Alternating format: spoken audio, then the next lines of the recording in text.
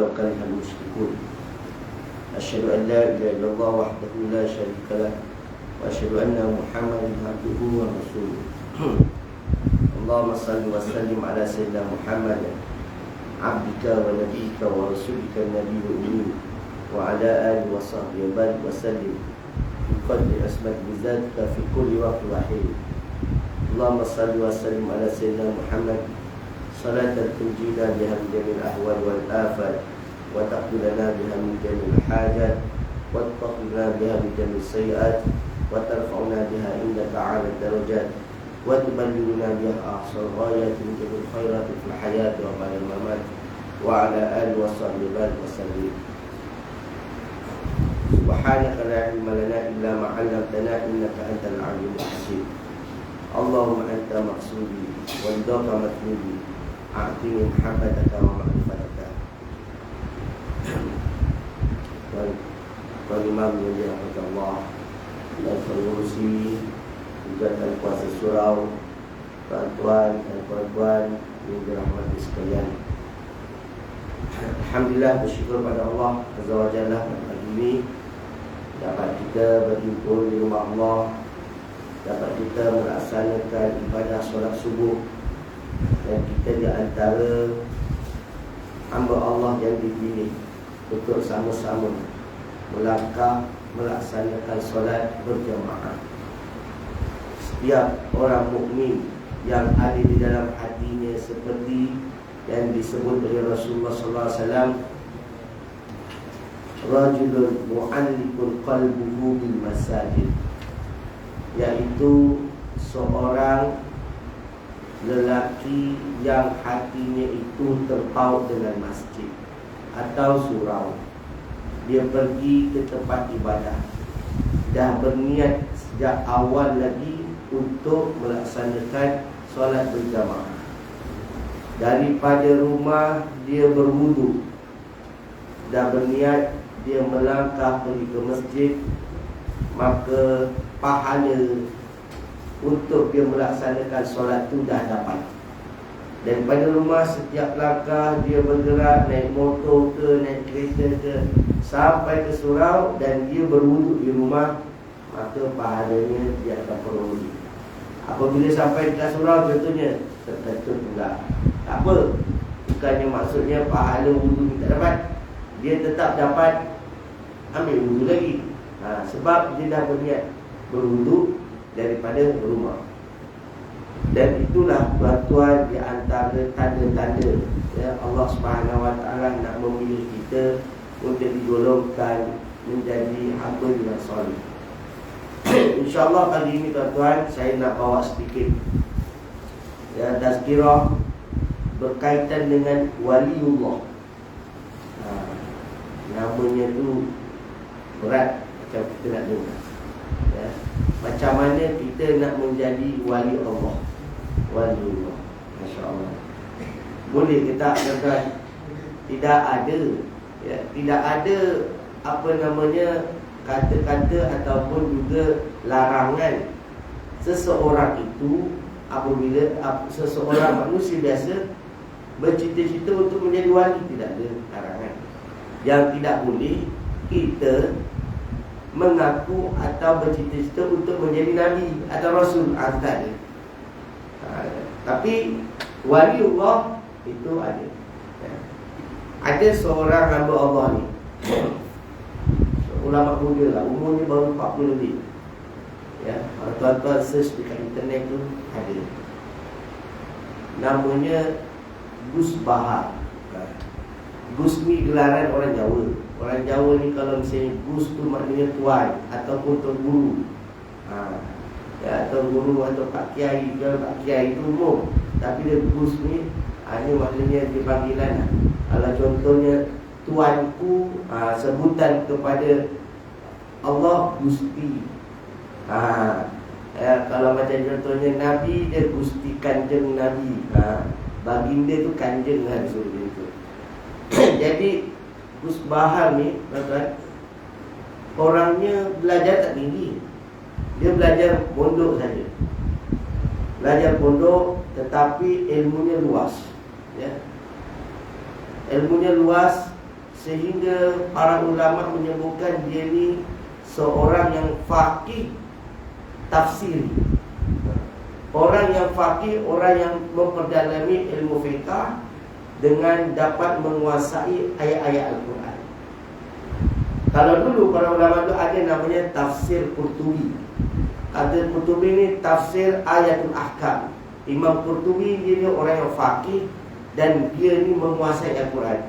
Jadi ayat-ayat Al-Quran ni kalau contohnya dia membahas berkaitan hukum fiqh ni, ada je sumber-sumber daripada ayat Al-Quran yang dikeluarkan dan di situ ada hukumnya. Itu tuan-tuan. Jadi begitulah ya.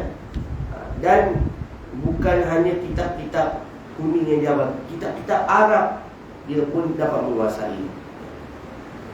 Sehingga ada orang ya, sahabat-sahabat dia lah, dia bertanya dengan Gus Bahar, kira-kira Gus Bahar ni cita-cita nak jadi apa? Jadi kata, saya dah berazam dengan tok guru saya dulu ya. Dia pernah belajar dengan Mbah Maimun. Mbah Maimun tu kalau sekarang dia tak wali juga lah dia tu.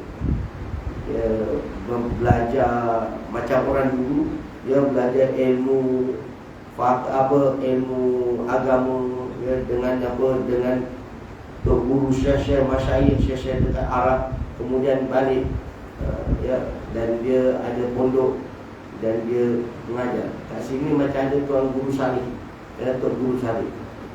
Pun sama macam juga. Setiap tahun apabila dia buat ada haul. Haul ni maknanya kat situ setiap tahunan dia ada buat satu majlis berzikir. Maka bukan hanya orang Indonesia dia datang, sampailah ulama-ulama dunia datang situ. Jadi dia kata apa? Tok guru saya pesan, kata Gus Bahar, kalau nak jadi orang, biarlah jadi orang yang alim. Jadi waktu tu dia bercita-cita untuk menjadi seorang wali.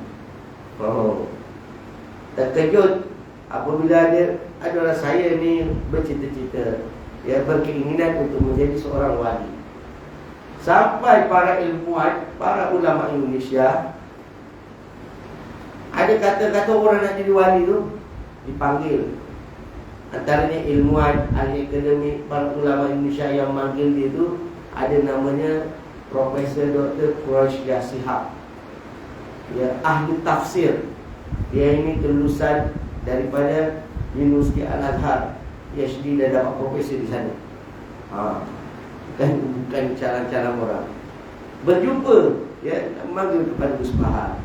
Jadi nak tahu ideologinya orang macam mana. Ternyata memanglah orang yang faham. Pakaiannya sederhana. Kalau contoh cara pemakaian itu macam cara pemakaian seorang pelajar santri. Santri kalau sanalah orang belajar bersantri macam tak, pakai kain dengan pakai baju biasa, kemudian naik motor, itu. Walaupun dibagi imbuhan rumah apa semuanya, dia tak nak jadi dengan cara macam itu sahaja. Itu tuan-tuan. Nak mengatakan apa?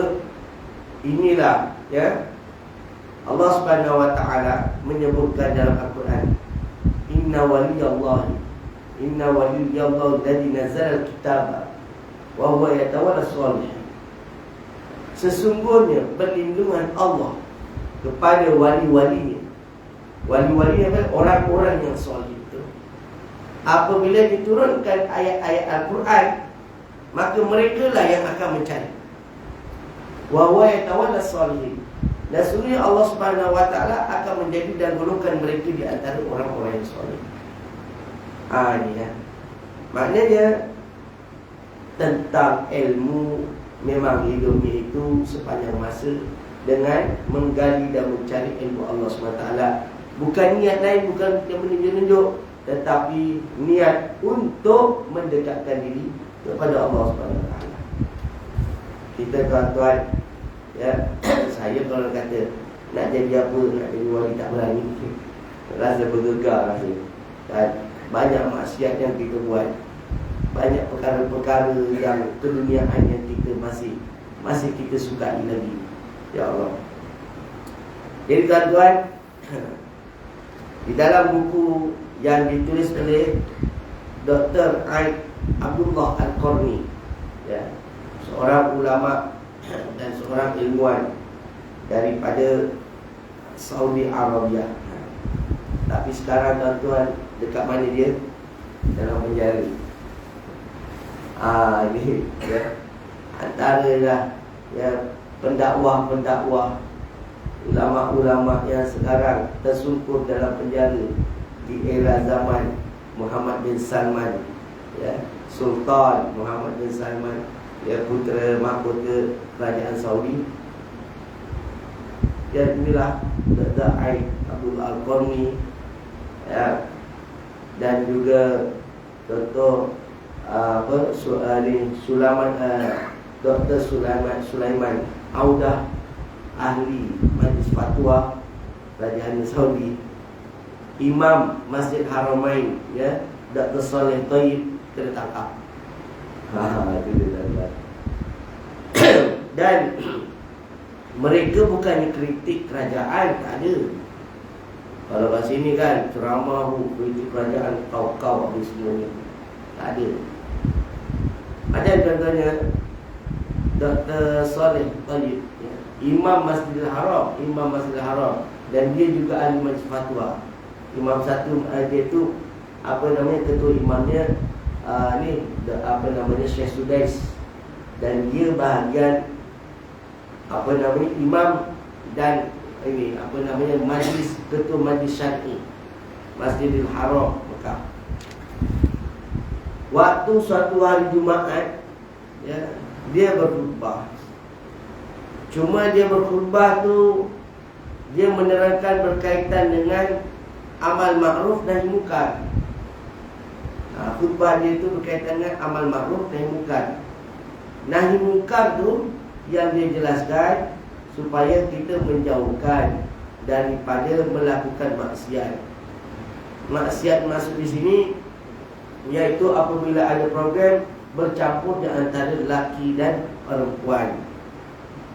Dia banyak macam tu cakap, antaranya program lelaki dan perempuan, sehingga boleh menjadikan, ya, kemaksiatan itu akan berlaku secara langsung, dan kemaksiatan yang berlaku tak secara langsung itu pun akan berlaku. Dan akhirnya dia cerita macam tu, kan? Lepas daripada ceramahnya itu, ya, khutbah Jumaatnya itu, dapat panggilan suruh tangkap. Sampai sekarang dah dekat dalam penjara. Tapi itulah orang-orang soleh ni, apa ciri-ciri seorang apabila dia dah mengetahui suatu yang hak, maka akan terlihatlah kebatilan itu, ya. Yang Allah SWT sebutkan, wa qul ja'al haqqa, apabila datang kebenaran. Yang disebutkan al-haqqa di sini apa dia? Apabila datang wahyu daripada Allah yang disampaikan kepada Rasulullah, ya Rasulullah, aku telah berikan kepada kamu ini wahyu untuk kamu jalankan dakwah. Waktu itu macam mana keadaan orang Arab? Orang-orang Quraisy. Dia orang, tuan-tuan, ya, bercampur laki perempuan, minum arak, berdiri. Benda tu je dah tak rasa benda tu maksiat, tak rasa benda tu adalah satu kesalahan, kebatilan, tak rasa. Dan orang-orang yang tidak beriman pada ketika itu pun dah menjadi satu ritual, iaitu satu amalan yang dia lakukan. Kalau contohnya keliling Kaabah, bertawaf separah bumi, dulu ada berapa ni? Yang dahsyat daripada sekarang. Jadi apa yang berlaku, tuan-tuan? Allah Subhanahu Wa Taala, ya, mewahyukan kepada Rasulullah SAW perkara yang hak. Kalam-kalamnya itu ayat Quran, perkara yang hak. Apabila datang benda kebenaran, maka akan terzahirlah kebatilan. Nampak keburukan tu, nampak wazahaqal batil, ya, nampaklah benda kebatilan itu, maka kebatilan itu dia lama-lama akan tergoncang dengan sendirinya dan akan runtuh. Sebab apa? Sebab orang akan mencari kebenaran, ya. orang akan cari kebenaran. Orang pasti akan mencari benda yang betul daripada benda yang salah. Macam itu. Sebab yang betul ini akan memberikan kebahagiaan, kebaikan, kesihatan. Kalau benda yang salah, dia akan menjadikan kemurungan, kesakitan, kerosakan. Itu dah jelas. Dari hukum alam pun kita dah tahu. Maka itulah yang berlaku kepada para ulama. Apabila mereka mempelajari benda perkara-perkara yang hak, mempelajari benda perkara-perkara yang baik, yang diajarkan daripada Al-Quran dan Sunnah, dan mereka ada ilmu tentang itu, apabila ada kebatilan, takkan dia nak diam. Dirinya itu akan rasa resah, diri itu akan rasa gelisah apabila melihat ada kebatilan. Maka selayaknya bagi orang yang ada ilmu, maksudnya ada kekuatan, kalamnya itu boleh didengari, maka dia akan menasihati supaya tidak berlakunya kemaksiatan dan kemungkaran daripada Allah. Ini Allah SWT kata apa? Jika seseorang itu ada ciri-ciri kewalian dalam dirinya, maka dia tidak akan takut apa yang akan terancam kepada diri dan jalan hidupnya. Inna waliyallahi la khaufun alaihim wa la hum yahzanun. Sesungguhnya wali Allah itu maknanya, wali ni maknanya yang dilindungi, ya.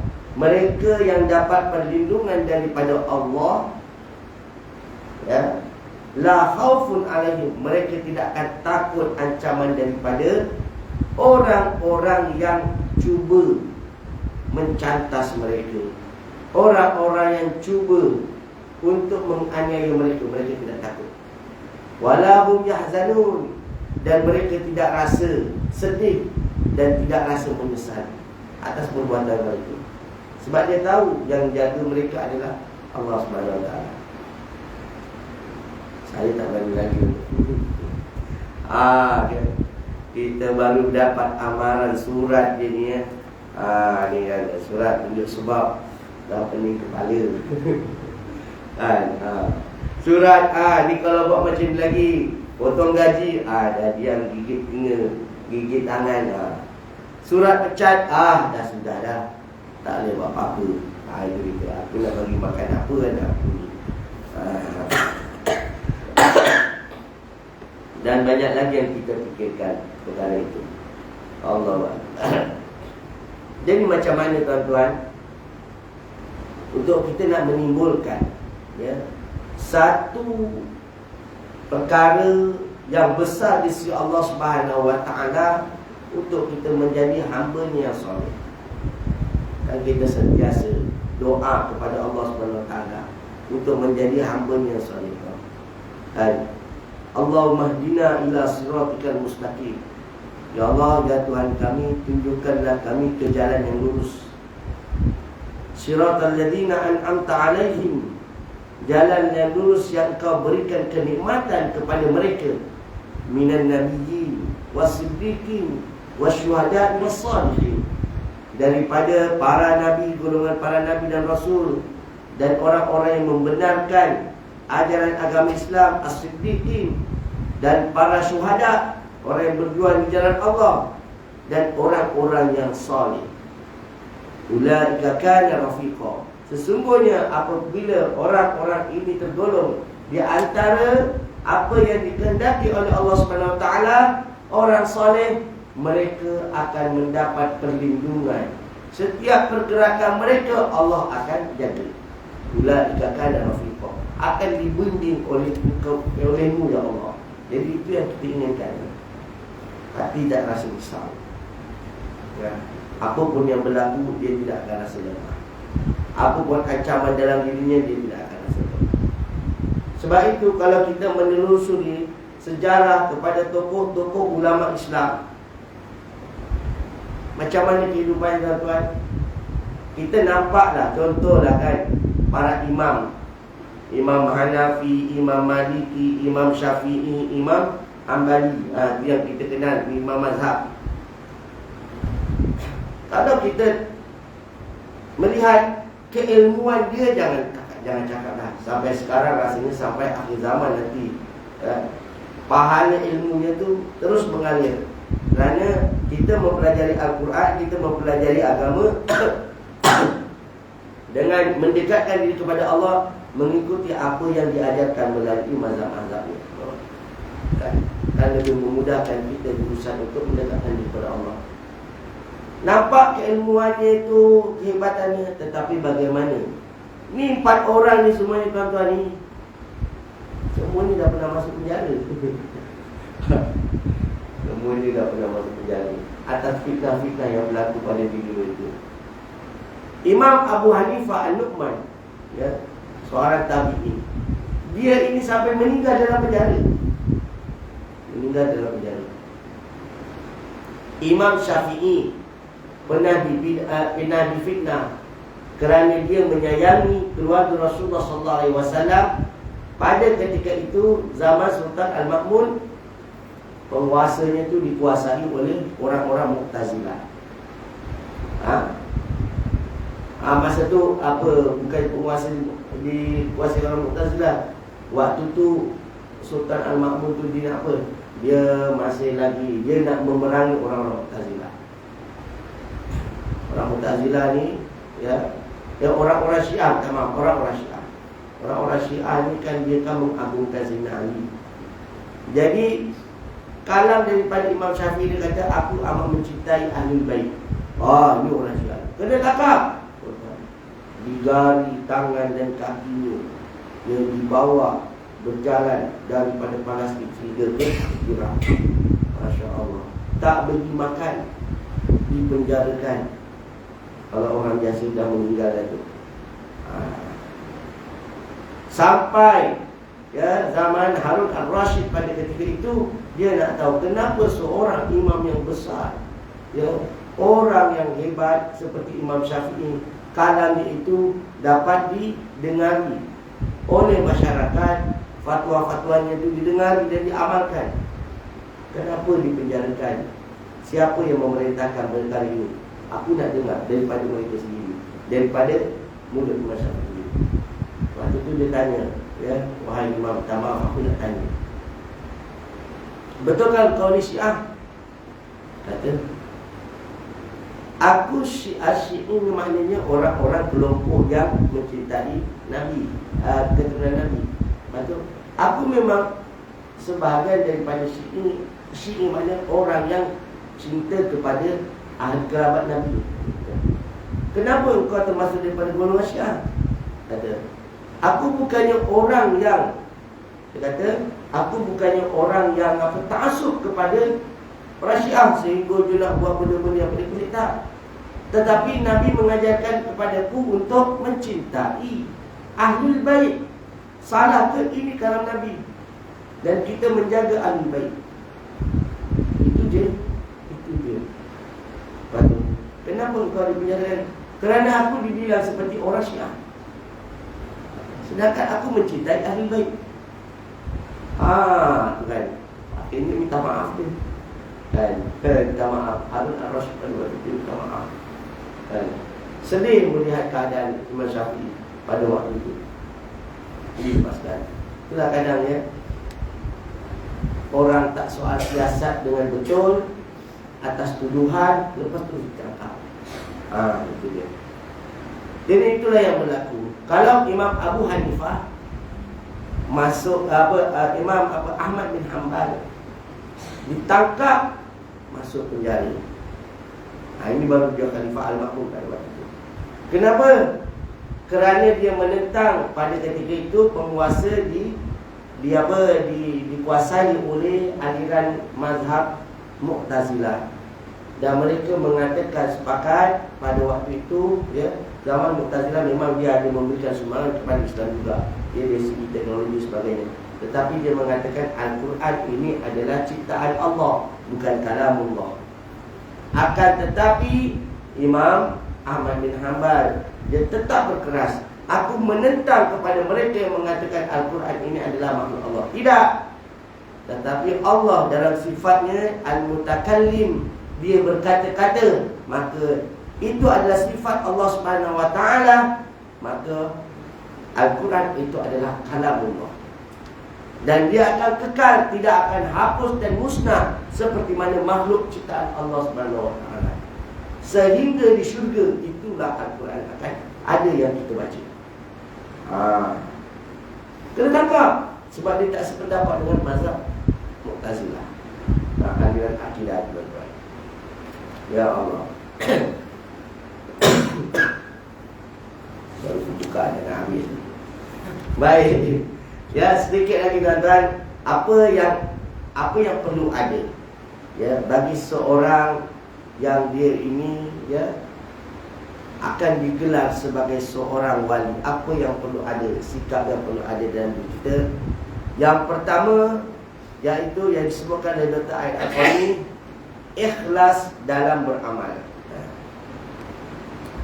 Ini disebutkan dalam Al-Quran, walaqad uhiya ilaika wa ilal ladzina min qablika la in asyrakta la yahbatanna 'amaluka wa la takunanna minal khasirin billahi fa'bud wa kum minasyakirin. Dan sesungguhnya telah diwahyukan kepadamu dan kepada nabi-nabi yang sebelummu. Ini Allah Subhanahu wa taala beritahu kepada Nabi Muhammad SAW, jika kamu mempersekutukan Tuhan, nescaya akan putuslah amalanmu, dan tentulah kamu termasuk orang-orang yang rugi. Jadi jangan sampai ada hubungan kita dengan Allah terputus. Kerana itu maka hendaklah Allah sahaja kamu sembah, dan hendaklah kamu termasuk orang-orang yang bersyukur. Jika kamu melakukan yang disebutkan di sini,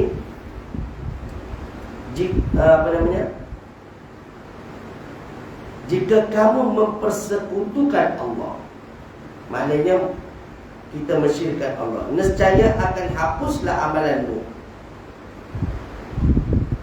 Kita kadang, tuan-tuan, sehingga Rasulullah SAW dalam satu ketika dia melihat sahabat, kemudian dia sedih. Abu Bakar pernah bertanya kepada Rasulullah, ya Rasulullah, kenapa kamu sedih? Kenapa? Kata Rasulullah, aku takut jika para sahabatku ini ada yang tidak dapat masuk syurga. Kenapa? Ya Rasulullah, adakah kerana kami ini tidak mengamalkan apa yang kamu ajarkan, kami tidak mengenal kamu, sedangkan kami dapat melihat kamu dan kamu dapat melihat kami. Kata, disebabkan di dalam hati kamu ini ada syirik kepada Allah, syirik kecil kepada Allah. Apa itu syirik kecil? Dia kata itu adalah riya. Riya. Kita buat sesuatu ada perasaan riya. Kita buat sesuatu ada perasaan di situ. Riya ni, tuan-tuan, dia akan timbul dalam dua keadaan, iaitu perkara yang kita dengari, sum'ah, dan perkara yang kita sebut ghibah, telinga dan mulut. Dia akan muncul sehingga hati ini akan memunculkan satu perasaan riya, berbangga-bangga. Kadang ada satu perkara yang dia berbangga-bangga dan dia tidak sebutkan, tetapi dalam hati tetap dia ada rasa perasaan bangga atas perbuatan dia sendiri, iaitu wujud. Sehingga perkara ini yang dikatakan oleh Allah Subhanahu wa taala tadi, apa dia? Terhapuslah segala amalan kamu kerana tidak ada keikhlasan dalam setiap amal. Jadi tuan-tuan, ya, sedikit saya nak sebutkan di sini berkaitan ikhlas dan beramal. Ikhlas ini dia ada kawannya. Ikhlas kena diiringi dengan sifat redha. Ya. Saya bagi contoh. Kita nak buat jamuan, kan? Kita nak buat jamuan. Kita tanyalah dengan kawan kita, malam Jumaat ni nak buat jamuan, mana nak tempah makanan ni? Cuba kau tanya dengan ni Haji ni dia ada buat tempat makanan ni. Oh iya ke? Oh telefon lah. Dah ni nak buat 1 sen ni. Berapa? Nak buat 50. Okay. Macam ni dia punya apa, ya isinya apa dia, contoh nasi lemak apa. Satu orang berapa? Kita kawan-kawan dan jemaah RM5 je lah. Okey, tak apa. Sekali kita dah buat lah. Lepas tu jumpa dengan kawan yang ni ya. Dia dengan siapa ni? Dia dengan Haji tu dia. Berapa tak? RM5. Mahalnya. Kau kalau dengan makcik ni boleh dapat RM4 di sini.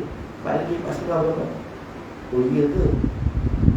Kalau dengan makcik ni boleh dapat RM4 ke? Dia tuan-tuan, kita dah bagi orang makanan kan. Waktu kita dah pertama niat kita ni apa? Ikhlas. Kan? Nak bagi makan ikhlas. Selepas kita buat tu, inilah mainan syaitan ni. Inilah mainan syaitan. Ketika selepas kita dah buat, kadang kita dah bayar. Atau sebelum bayar kan, kita baru nak itu. Tak apa, mahal sangat ni, tak boleh kurang ke? Macam tu, pada kita dah sepakat. Tapi kita tak cakap.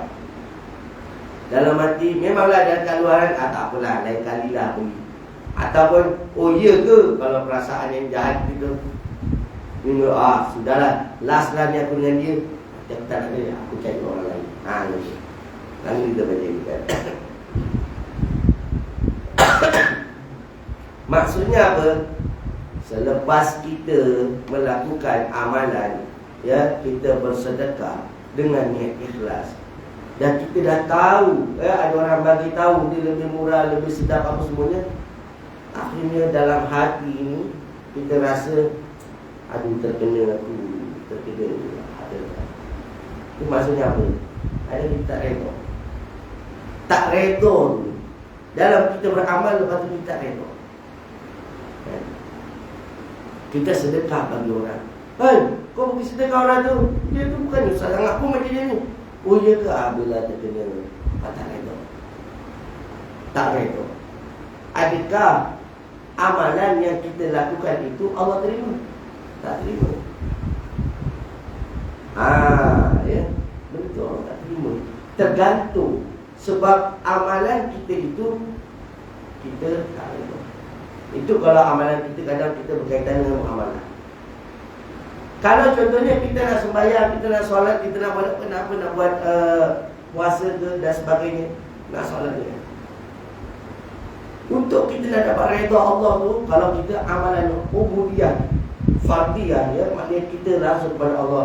Waktu kita solat itu gangguan. Waktu kita buat amalan sendiri dengan Allah tu, itu gangguan. Ya, itu gangguan. Akhirnya kita solat itu bukan kerana Allah. Kita solat, kita ingat benda lain, kita tergesa-gesa, kita tak redha apa yang kita buat. Solatnya diterima tak? Solatnya diterima, tapi tergantung. Itu tuan-tuan, tergantung. Sebab itulah banyak kita lakukan amal ibadah, banyak kita melakukan, ya, macam sedekah rezeki, tetapi hidup kita tetap diliputi dengan kemaksiatan. Kadang kita ni mendapat gangguan dan sebagainya, kan? Sebab apa? Sebab amalan kita ni tak diangkat, tak diterima oleh Allah, masih tergantung. Sebab itulah amal kena ada sokongan dengan redha. Redha, apa yang kita buat dia hanya kerana Allah. Kalau contohnya kita buat dia macam tadi kena halal, kan, halal, insya-Allah benda tu aku redha. Apa yang dah berlaku aku redha, ya. Aku ingat Allah, apa yang aku buat ni kerana-Mu, ya Allah, ya. Kalau aku terkena ke, aku redha. Tidak. Dalam hati itu kena ada perasaan macam ni. Ini tuan-tuan, dalam hati kena ada perasaan itu. Maka apabila kita iringi amalan kita dengan apa? Dengan redha tadi, insya-Allah di situ Allah Subhanahu Wa Taala akan melindungi kita, ya, daripada perkara-perkara yang buruk yang akan berlaku pada kita. Seperti apa yang disebutkan oleh Rasulullah SAW terakhir, man ra'a ra'allahu Man ra'a ra'allahu bihi wa man samma'a sama'allahu bihi. Barang siapa beramal kerana ingin dilihat orang, maka Allah akan membuka aibnya pada hari kiamat kerananya. Dan barang siapa beramal kerana sum'ah, nescaya Allah akan menunjukkan sum'ahnya kepada manusia. Kalau contohnya dia buat satu amalan tu, ya, dia nak bangga supaya dilihat, kita dah berniat sesuatu ni supaya nak katakan aku ni seorang pemurah, atau kita pula, ya, bagi sumbangan ke apa kepada surau supaya kita rasa dia akan ada orang yang memuji kita. Man ra'a ra'allahu anhu, ya, man sama'a sama'a, supaya disebut-sebut nama tu Allah bagi. Kita niat supaya Allah, orang tu memuji kita. Siapa ni? Kita dengar ada orang sebut ni ustaz ni yang bagi ni tu. Oh, alhamdulillah ustaz, bagus ya bagi ni apa semuanya. Kita nak supaya orang menyebut kemuliaan yang kita buat tu, memuji-muji kita. Allah akan tunjukkan. Allah bagi, Allah akan lorongkan orang tu supaya dia ni memuji kita. Tetapi amalan kita tu Allah terima tak? Tak terima. Allah tak terima. Sebab kita nak menunjuk-nunjuk riak tu. Ataupun kadang kita tak, kita beristighfar pada tu, kita tak menunjuk-nunjuk. Akan tetapi tuan-tuan, dalam masa yang sama, di dalam hati kita ni ada namanya ujub, bangga terhadap diri sendiri. Kalaulah nasiblah aku jadi penyelamat, kalaulah aku tak ada waktu tu, program tu tak jadi. Dalam hati tu ada rasa penyelamat. Itu namanya, ya, ujub di dalam hati. Bangga kita datang tu bukan kerana Allah, ibadah kita, program tu bukan kerana Allah, tapi supaya orang membilang-bilang kepada kita. Itu tuan-tuan, ya. Ini perkara ini memang susah untuk kita nak hindari. Apa ni berkaitan dengan riak, ya. Amalan, setiap amalan tu kadang kita nak rasa bangga, ya, kita nak menunjuk, tuan-tuan. Memang kadang habis tu macam mana Ustaz, kan? Kita nak buat program nanti kata menunjuk, kita nak buat macam ni kata menunjuk, kita panggil ni kata berjaya nanti menunjuk, kan? Ya memanglah ada orang buat kebaikan, memang kita tunjuk, kan? Nak buat mengajak orang dakwah kebaikan, memang kita tunjuk. Tapi apa yang kita tunjuk tu bukan untuk kebanggaan diri. Jika dalam diri kita, tuan-tuan, ada perasaan kebanggaan diri tu, amalan diri tak diangkat oleh Allah. Akan tapi kita kena redha. Waktu tu kita banyak-banyak istighfar, tuan-tuan. Redha kepada Allah. InsyaAllah amalan itu Allah baru terima. Itu, tuan-tuan. Jadi yang tadi yang saya nak sebutkan, ya, amal kena ikhlas. Amal kena ikhlas, kemudian kena ada rasa redha. Walaupun kadang kita disangkutkan oleh syaitan dengan perkara-perkara riak, bangga diri, kemudian ada ujub, bangga di dalam hati.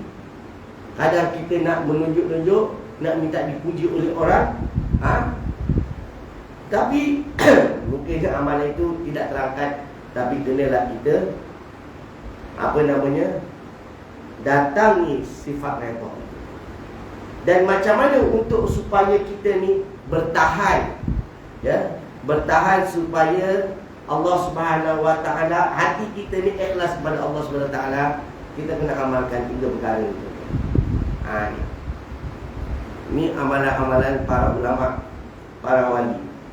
Setiap hari hendaklah kita membaca istighfar.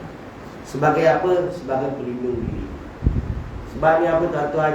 Benda amalan-amalan tadi bukan kita nak membanggakan kepada jasad kita, bukan.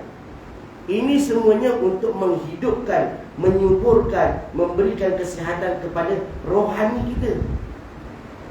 Roh kita ni, janganlah kita tak kunjung macam tu, dia senyap aja. Dia sakit, dia lapar, kita tak biarkan dia. Jasad kita yang kita sentiasa jaga. Tuan-tuan, ya. Okay. Jadi roh kita ni kena kita hidupkan. Macam mana kita nak menggerakkan, nak membangunkan roh kita ni? Kita banyakkan istighfar kepada Allah. Paling kurang tuan-tuan, istighfar kita sebut Astaghfirullah, aku berlindung kepadamu ya Allah. Berapa kali? 100 kali. Sambil kita jalan balik tuan-tuan, kita beristighfar, sebut Astaghfirullah. Pakai sejak, pakai apa? Ni tasbih elektronik ke apa-apa, atau pakai tangan sambil jalan. 2 minit setengah habis istighfar tu kan. Astaghfirullah, Astaghfirullah, Astaghfirullah. Aku berlindung padamu ya Allah daripada aku sifat ada sum'ah tadi, sifat riak tadi ya Allah. Amalan-amalan aku tergantung. Astaghfirullah, berlindung. Itu pertama. InsyaAllah apabila kita memperbanyakkan istighfar, maka roh kita ni dia akan jadi sihat. Kemudian roh kita yang dah sihat ini tadi, kita nak arahkan ke mana? Maka kita banyakkanlah selawat kepada Rasulullah SAW. Paling kurang tuan-tuan, kita berselawat kepada Nabi. Allahumma salli wa sallim ala sayyidina Muhammad wa ala ali. Segala puji kepadamu wahai Rasulullah SAW, dan ke atas keluarga baginda. Selawat supaya apa? Supaya kita boleh mendapat syafaat Nabi. Kita hidup ni nak ikut cara Nabi. Maka banyakkan selawat pada waktu itu. Bukan syafaat bukan ke akhirat dia, dekat dunia baru kita boleh dapat syafaat Nabi. Dan yang ketiga tuan-tuan, apabila kita dah ikut cara Nabi, kerana Nabi adalah orang yang paling dikasihi oleh Rasulullah, maka kena adalah kecintaan kita kepada Allah. Baca apa? Baca kalimat La ilaha illallah, La ilaha illallah. Jangan waktu tahlil dia tuan-tuan baca tu. Kita bergerak ke mana-mana, naik kereta kalau nak pergi kerja kan, bacalah La ilaha illallah, La ilaha illallah, kira sendiri 100 kali. Setiap hari kita jadikan dia sebagai makanan roh kita, InsyaAllah ya. Tadi diri kita, roh kita, kita dah gerakkan ke mana dia nak ikut cara Rasul, ke mana dia nak disuruh dilindungi. Allah SWT akan lindungi kita. Inilah amalan para waliullah SAW ya, para waliullah yang akan setiap amalannya itu boleh mendatangkan keikhlasan. Itu yang pertama tuan-tuan. Dan yang terakhir, ada 10 perkara yang disebutkan oleh Dr. Aid Al-Qarni ini berkaitan dengan apa? Ciri-ciri untuk menjadi waliullah. Pagi ini satu juga. Wallahu a'lam bissawab. Semoga apa yang kita uraikan, yang kita dapat ilmu pada pagi ini boleh menjadikan kita menjadi orang suci di antara orang-orang yang saleh. A'udzubillahi minasyaitonir rajim. Bismillahirrahmanirrahim. Alhamdulillahil alamin. Wassalatu wassalamu ala asyrafil anbiya'i wal mursalin wa ala alihi wasallam. Allahumma ij'al jam'ana hadha jam'an marhuma wa tafarraqana min ba'di tafarraqan ma'suma. Allahumma arina al-haqqa warzuqna ittiba'ah wa arina al-batila batilan warzuqna ijtinabah. Wassallallahu ala sayyidina Muhammad wa ala alihi wasallam. Walhamdulillahil alamin. Subhanakallahumma wa bihamdika asyhadu an la ilaha illa anta astaghfiruka wa atubu ilaik. Wa as'aluna insana الذين آمنوا وعملوا الصالحات وتواصوا بالحق وتواصوا بالصبر. الحمد لله رب العالمين. السلام عليكم ورحمة الله وبركاته.